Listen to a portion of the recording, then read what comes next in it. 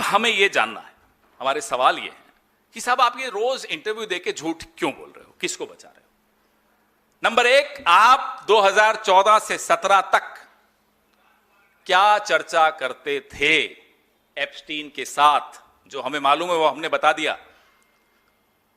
Number दो, किसके behalf पे करते थे, किसका प्रतिनिधित्व कर रहे थे, सरकार का, थिंक टैंक का या प्राइवेट सिटीजन? तीनों ही मामलों में आप फंसते हो। फिर भी बताना तो पड़ेगा, आज नहीं तो कल, क्योंकि हम तो और कुछ लाएंगे।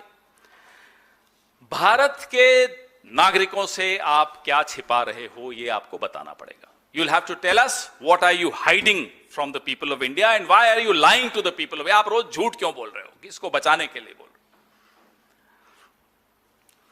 हमने फिर अभी पूछा था, लेकिन मैं फिर पूछना चाहता हूं ताकि रिकॉर्ड पे ये सवाल रहे कि ऐसा क्यों है नरेंद्र मोदी के प्रधानमंत्री बनने के कुछ दिनों बाद ही इन मुलाकातों का सिलसिला शुरू हुआ एप्स्टीन और हरदीप पुरी के बीच। अब आगे के लिए मैं कुछ कई चीजें छोड़ूंगा, लेकिन कुछ इशारे भी करूंगा।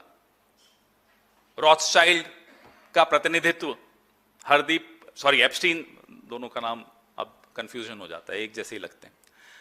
एप्स्टीन रॉथस्चाइल्ड के प्रतिनिधि थे, ये उन्होंने खुद बोला। रॉथस्चाइल्ड को हमारे स्टॉक एक्सचेंज पे हमने बुला लिया, हमारी सरकार ने, ये भी आपके सामने है। पूरी सरकार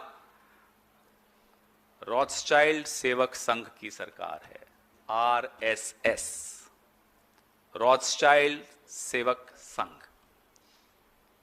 नहीं है तो आप साबित करिए, नहीं है तो बताइए हरदीप पुरी को किसने कहा था एप्स्टीन से बार बार मिलने को।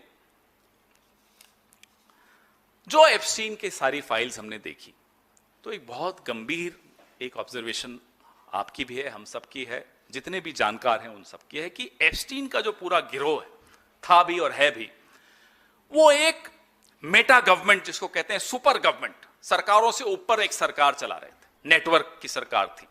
इसको इससे जोड़ना, उसको इससे जोड़ना, हरदीप पुरी को उससे जोड़ना, और फिर उन देशों की राजनीति, उन देशों की सरकार, उन देशों की नीतियां पर प्रभाव डालना। यह सबसे गंभीर विषय है।